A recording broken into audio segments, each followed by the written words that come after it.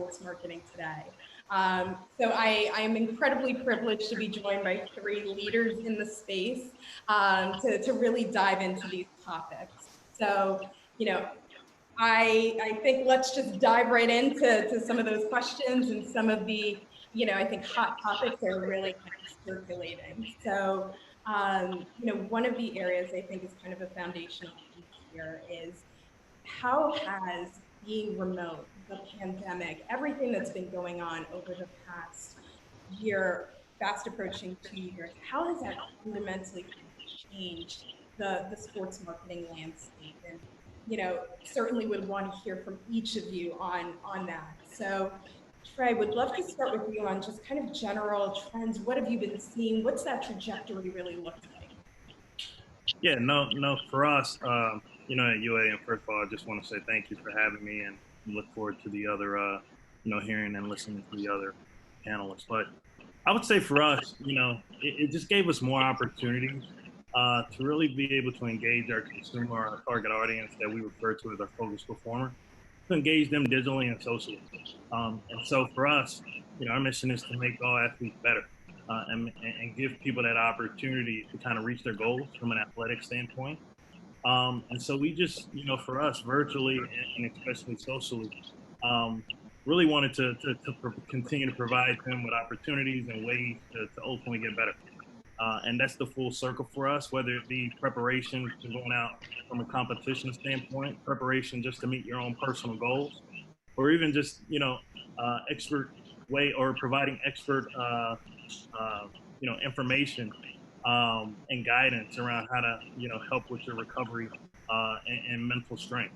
That was something that we really focused on this year, and we found those avenues and those platforms to continue to kind of relay that message. So, that most of our target audience now consume most of their media and information in the palm of their hand. So then you have, access to that target audience pretty much 24/7, depending on how much they check their phone. 100%. And do you feel like this sort of migration to more of a virtual world, just based on everything that we're sort of encountering and dealing with, do you feel like that has been such a shift, or do you think because so many people are consuming kind of that information in the palm of their hand, we were sort of migrating in this direction anyway? No, we were definitely going that way, right? And it was getting younger by the minute, right? So as technology becomes more accessible to our young following, they're going to continue to find opportunities to learn, to consume the media, consume different opportunities to get better, whether it be from an athletic standpoint, entertainment standpoint. They're going to use the technology that's accessible to them. And so we definitely saw this shift. And I think by some of the moves that we've made from a company standpoint digitally really kind of aligns to that future direction, quite frankly. 100%. And Sarah, would love to hear from you as to what are some of the trends and some of the things that you've seen as well? And, was this kind of migration to more of a virtual engagement, more of a virtual world, sort of where we were going anyway, and it's sort of been expedited? And what are some of your takeaways and observations from your vantage point? Sure. So I don't think the pandemic really necessarily influenced or changed the course of the direction we were headed in.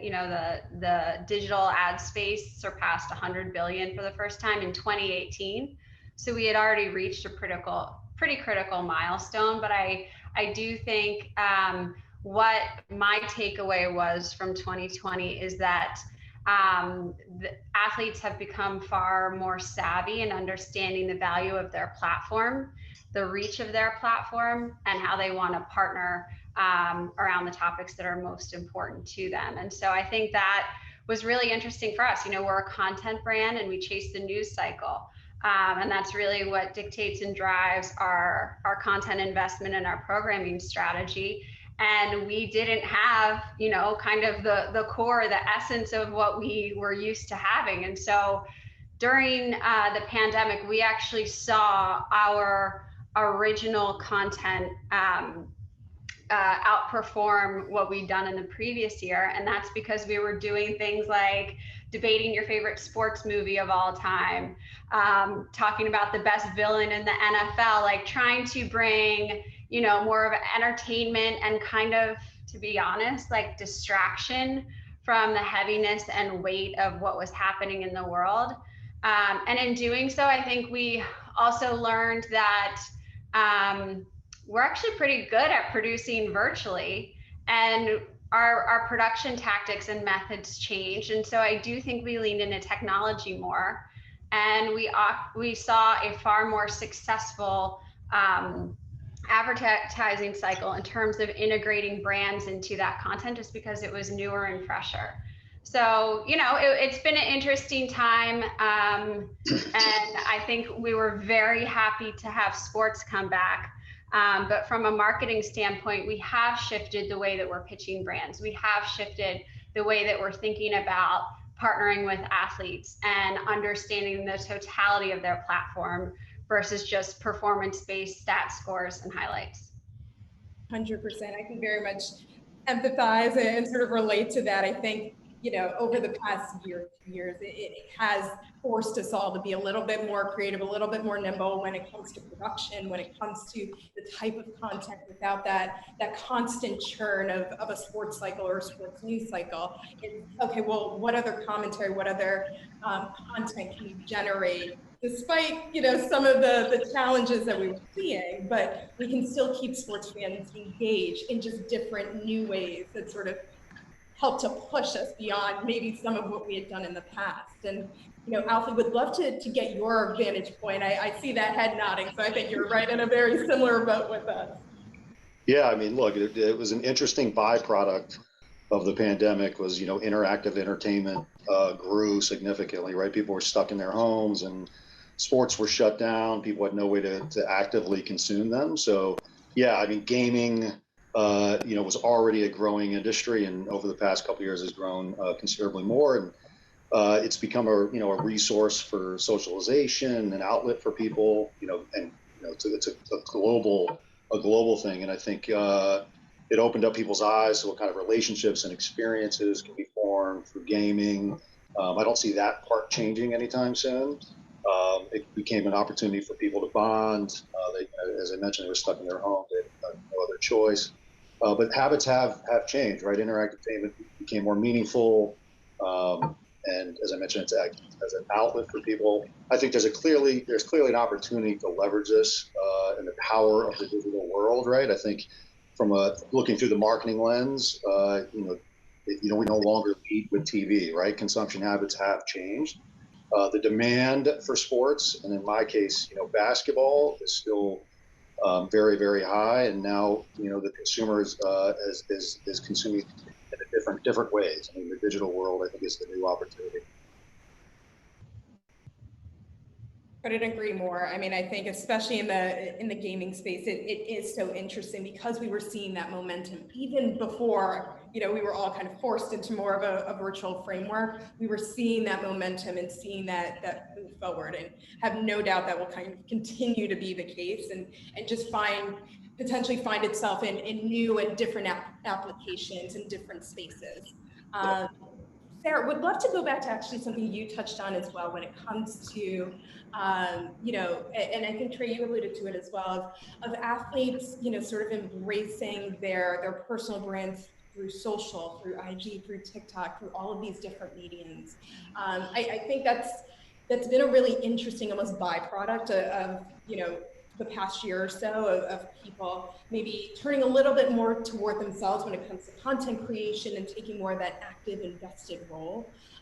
You know, would love to get kind of your thoughts on how we see that evolving even further, you know, with so many, you know, athletes kind of building their personal brands, like how can other partners and sponsors and advertisers sort of align with that mission and align with some of that work that's already being done, even on an individual basis from some athletes? Sure, yeah. Well, as a starting point, you know, I think it's amazing that athletes now understand and are able to leverage the power of social, and, you know, this theme around direct to consumer. They can go direct to their fan. They don't really need to come to Yahoo Sports to have their perspective shared. But what we can do, and what we often do, is add more depth to what they're sharing, what they're talking about, why it's important, or even connect the dots between, hey, these experiences are relevant, or this is, these are the other ways that, Renee Montgomery has used her voice and has used her point of view. For brands, I think it's a really exciting time. I think this is a difficult challenge, but whoever figures it out, has massive opportunity in front of them.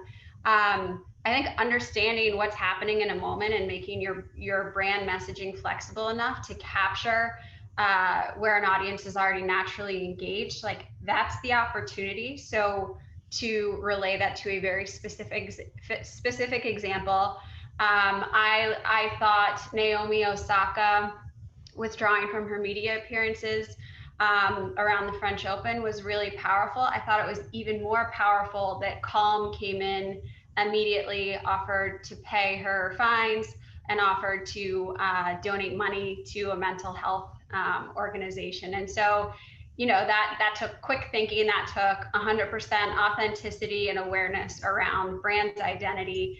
And then it was up to execution. I thought they executed really well. So when you look at the opportunity for brands going forward, I think it is a moment like that that illustrates, like, if a brand can do as much work ahead of time to be ready to jump on a news cycle and what is naturally drawing audience, like there can be massive upside. 100%. No, and I think that particular case was so smart and so savvy, because it's also a question of authenticity and wanting to align very in an authentic, meaningful way with some of the conversation or the challenges or the different passion points or interest areas of these athletes who are so much kind of embracing building their brand and honing their voice across their social channels. So that was really wonderful to see. Yeah, and by the way, like, sports media is going to write that story whether Calm has a media buy or not. So it's also a very efficient strategy as a brand marketer. 100%. And Trey and Alfie, would love to get your thoughts as well when it comes to, sort of athletes and gamer sensibilities when it comes to, embracing social media, starting to share more of themselves and maybe getting a little bit savvier on how to really use these mediums in a meaningful way. Would love to get your thoughts on some of what you've seen, kind of where that trajectory could end up leading us from a brand standpoint, for partners, but also for athletes. Yeah, I mean, I think Sarah hit all the points, right? I mean, I think the athlete now has to become as savvy as the consumer, right? They can see through endorsement deals, they can see through the marketing speak, and so to fully leverage social platforms, athletes have to match that savviness. So, authenticity is key. We work with a lot of NBA players, and in order to have an authentic partnership with a player, we really value their interest and passion for our product, right? It's a video game. It's an NBA video game. Having them actually consume the product, play it, articulate what they like about it, what they don't, in a way that is meaningful to the consumer has a ton of value from our perspective versus just a fundamental endorsement partnership. And then certainly it's a crowded space, right? So as an athlete, you have to compete with not only other athletes, but other brands, other platforms. There's a lot of complexity there. So, to truly stand out and have something meaningful, not only does the partnership have to be authentic, but the content and what you're talking about. Definitely. I think it all comes down to kind of that authenticity piece. It really does. And the brands that are able to really embrace that, to amplify that, right? It's not just kind of casually aligning. It's not sort of contriving anything. It's finding those meaningful moments to really lean into. Absolutely. And what's interesting, I think, is especially over the last year, and in addition to the pandemic, we've also seen so much in the way of social justice, sustainability, female empowerment. We've seen a lot of those conversations really bubble to the surface, which I think also lean very much into kind of the authenticity piece of, meaningfully standing behind or leading the charge on a lot of these different initiatives, conversations. And one thing I think in particular that I really would love to kind of pick your brains about is when it comes to brands and companies activating within the social justice space. What have you seen? Who do you think, I think Calm is a fantastic example. Who have you seen really excel in that space and do a really good job of leaning into activism, sustainability, these conversations that are so top of mind and so meaningful for athletes, for all of us? Who's doing it right? I can start. I mean, I don't, this is just more general than sports, but I think relevant to everybody is I think Barbie did a great job creating healthcare worker versions of their, iconic Barbies. Like, I think it is amazing that they made a Barbie for the co-founder of the vaccine. I can't think of a more important way or group of people to honor from a brand point of view. And, with putting my role in sports to the side, like I am more inclined to buy a Barbie now, just because of the acknowledgement and of the importance of this group of people. Yeah, I mean, I know this is an NBA associated event, but I mean, I would definitely identify the league as a trendsetter in that regard. I mean, we're a licensee of the league, right? We make a video game, and so we've stole a lot of plays from the NBA playbook and embracing D&I, both in the game and from a business perspective.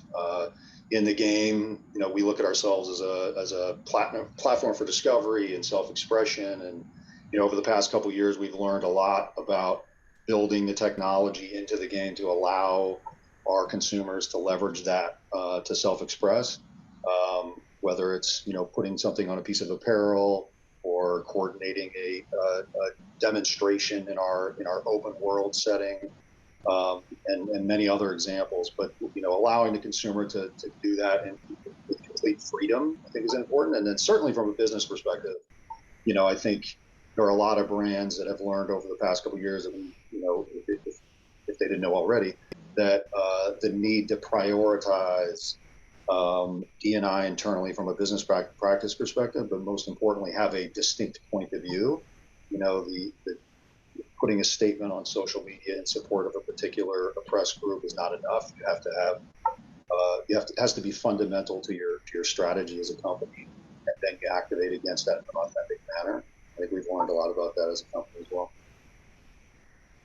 Certainly. And Trey, curious from your standpoint as well, given the investment in, WNBA, given the investment in female empowerment as well, like what are some of the initiatives that you've seen or the approaches that you see that are doing it right, they're doing it in a meaningful, authentic way? I think you might be on mute.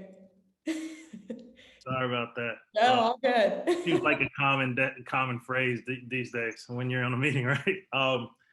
Sorry about that. But I would just say, for us, we saw the opportunity to bring on more extraordinary female assets to really kind of help us tell, quite frankly, authentic and purposeful stories. And not to really kind of single out any one athlete or league, but I thought the WNBA did a fantastic job with the way they handled the environment, the social environment. And luckily we had, 3 strong young ladies for us, and Bella Allery, Ty Harris of the Dallas Wings, and also Kyla Charles of the Connecticut Sun. And they really took the torch and were great brand ambassadors for us.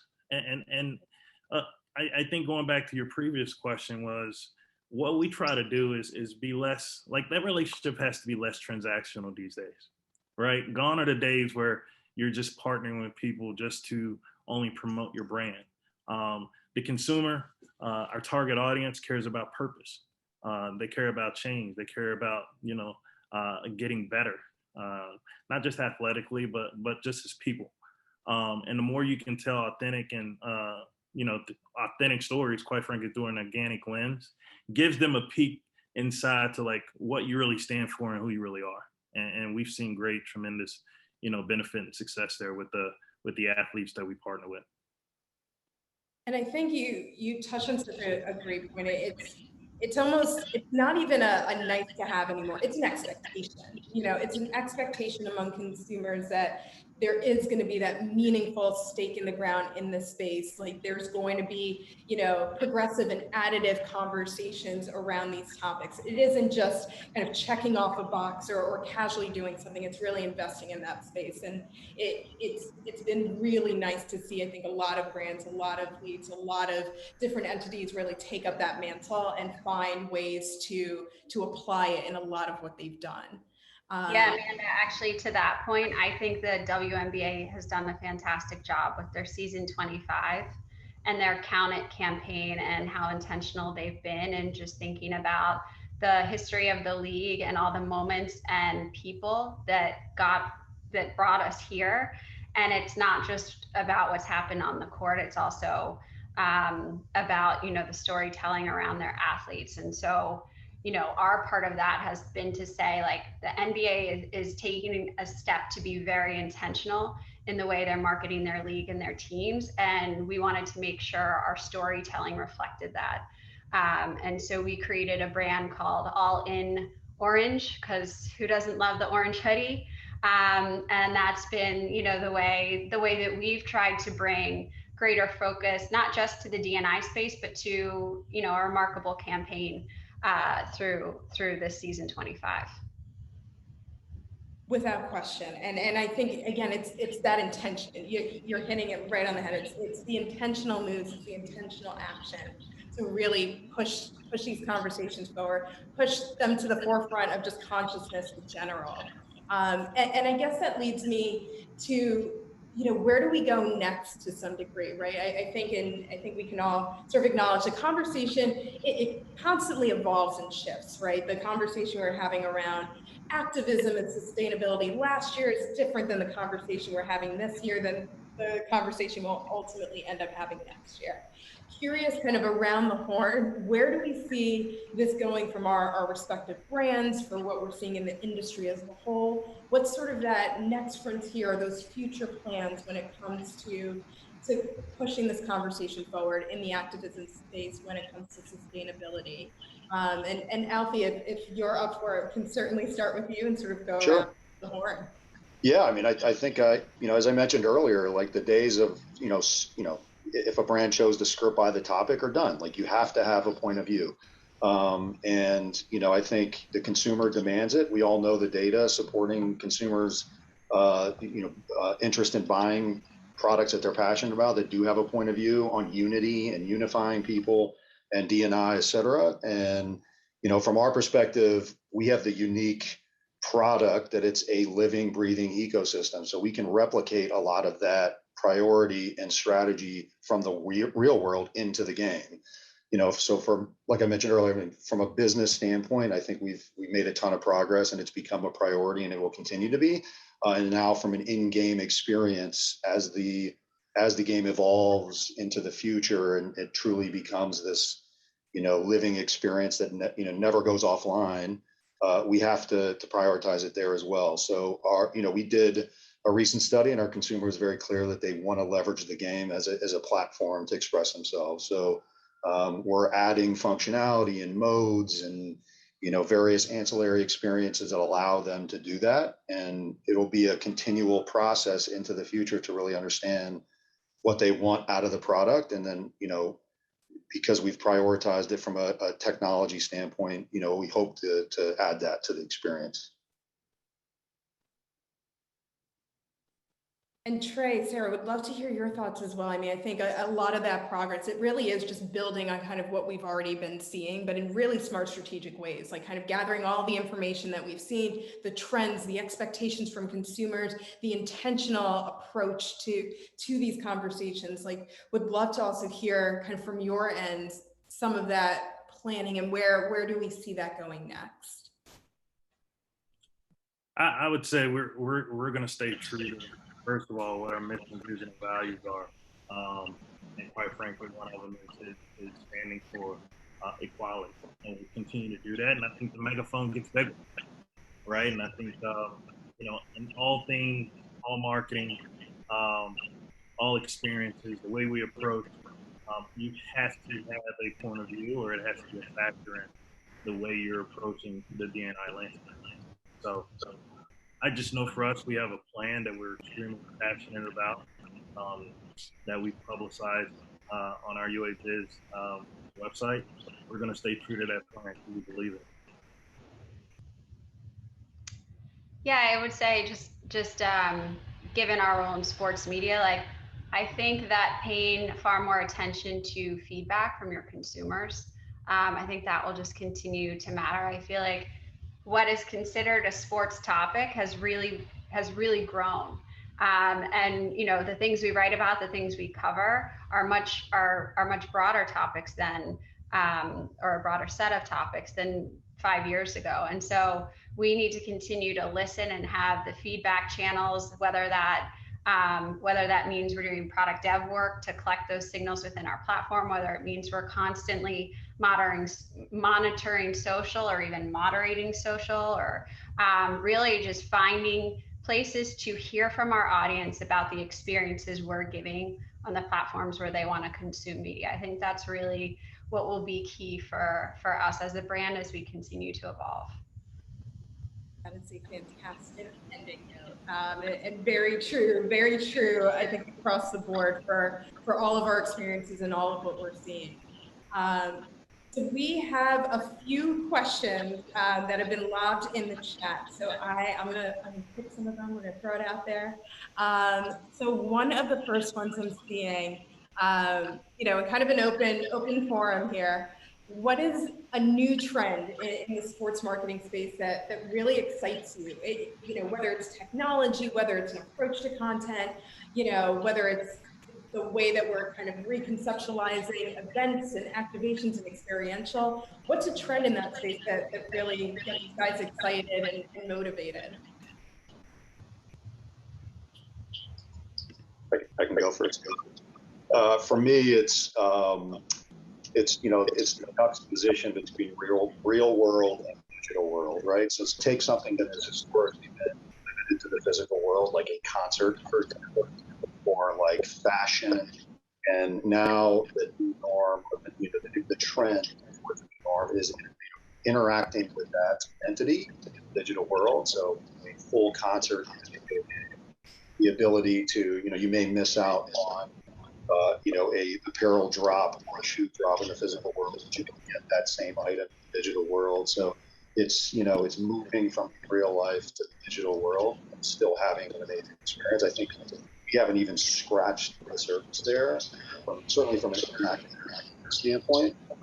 So I'm really excited about the innovation to come, especially leveraging, whether it's a mobile device or a gaming platform, et cetera, to be able to provide a better experience. I agree with you, Alfie. That's one of the things we are trying to focus on as a brand, but I also think the pressure Gen Z is putting on the world to be authentic.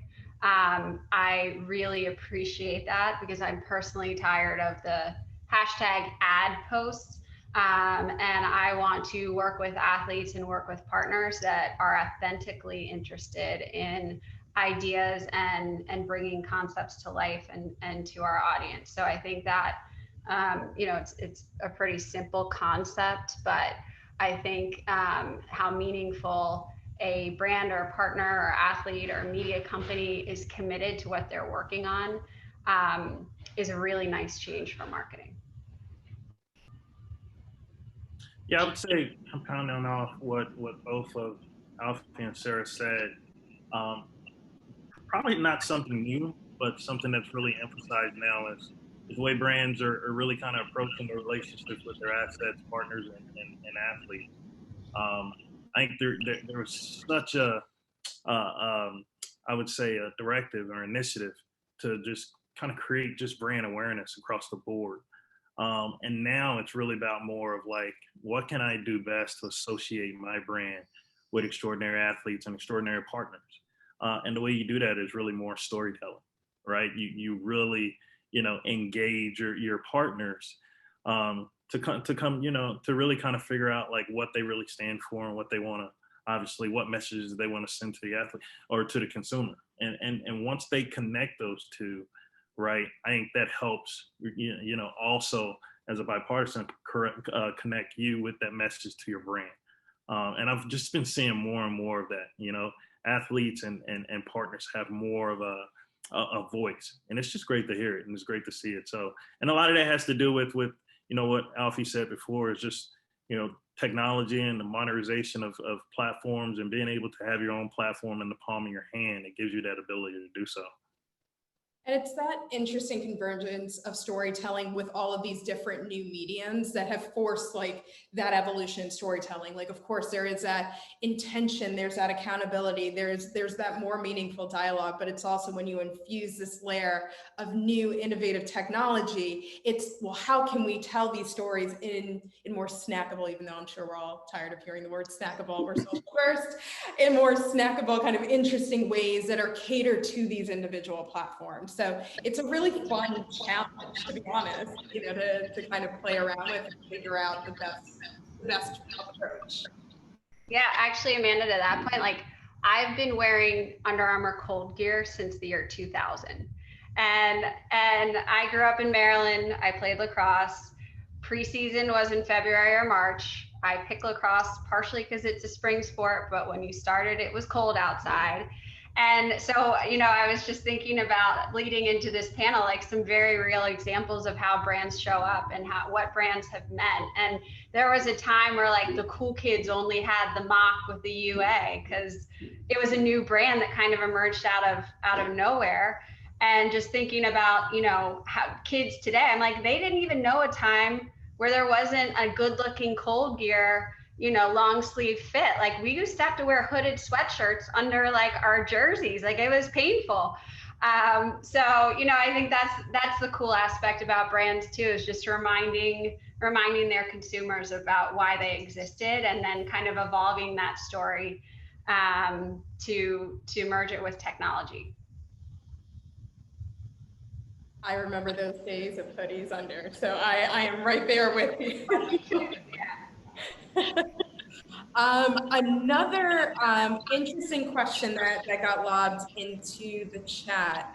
And maybe kind of taking a step back, what is one thing that you learned during the pandemic that will stick with you for the rest of your career? I mean, I think for me, it was definitely being nimble and not getting too accustomed to what we've always done, and being able to kind of shift and pivot and kind of go with what is happening at a broader scale in our world and our communities. But what's something, coming out of the last year, 2 years that's really stuck with you and that you think you'll apply moving forward, even when we get outside of kind of the current landscape we're in? I would say,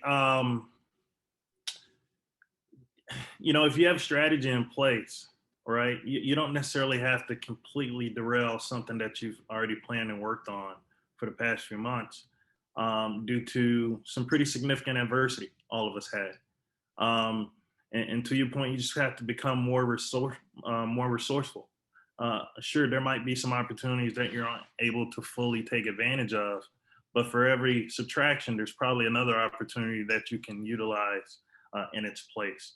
And that's what I was proud of, obviously my team as well as the brand, to really become resourceful, but still be able to get out and speak to the message and initiatives and goals that we wanted to. And then in the course of adversity, find some new ones.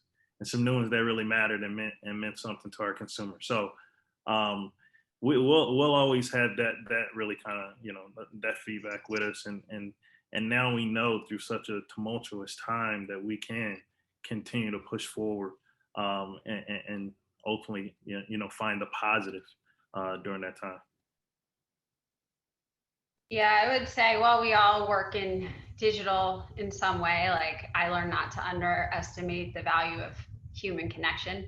I would say one of the things I miss the most is the kind of organic, free flowing, idea generating sessions that came, through a casual meeting in the hallway, when we were all working together. And so when we were left to just our, technology and just our screens, we had to be more intentional about creating those spaces for, unstructured conversations, idea generation. And, it takes, thoughtful time and allowing for a free flowing conversation, which didn't initially happen. Initially, it was like you were blocked in 30-minute increments with very clear purpose and like an agenda set. And it took a little while to realize that like connectivity and that creative firepower was not present in a way it should be. Yeah, for me, I mean, overwhelmingly, it was just, the resilience of humanity, right? I mean, that was incredibly inspiring. Just the ability to deal with this, what seemed like a big deal a couple of years ago, personally or professionally, doesn't anymore. But, like the one thing I learned, at 2K is the machine keeps moving. I mean, it's incredible. Like I felt like it was a well-oiled machine before. And, we have an annual game that we have to release, and the team did it. And in fact, I think it's the best game we've ever produced. So, that was incredible insight that, that people can do this through adversity from home without all of the resources. They can still do an amazing job. But to Sarah's point, I think, the human interaction, the brainstorms, just being together as a team, like you definitely, we like lost that over the past year. So I am definitely looking forward to getting back together, and it's hard to have that team dynamic from afar, but it is possible. Certainly, and I think, as I am very much in a similar boat of there is a magic getting in a room with people and kicking around great ideas. But, what's also, and I think Trey, to what you alluded to, in the subtraction of that, there's also been the addition of, we've found kind of creative ways to still make some of that magic happen, even though we're separated by cities and, states or even countries at this point. So that's been a really, really nice thing to, I think, see overall, and see that creativity, that firepower, that still, maybe not the same way that we were accustomed to before, but still kind of finds its way into a lot of what we're doing. But here's to certainly hoping we can get back into just sitting together, kicking around some great ideas and thinking about some meaningful partnerships. So I see Jesse's back. I feel like that means we're out of time. So I just want to thank each of you for this discussion, and obviously all of the work you do in continuing this really great conversation, and especially when it comes to activism, social justice, everything in that space. So really appreciate it. And it was certainly my pleasure to help facilitate. Thank you, Amanda. Thank you. Fantastic. Thanks so much, everyone. Such an incredible conversation to bring together all these brands from Under Armour, Yahoo to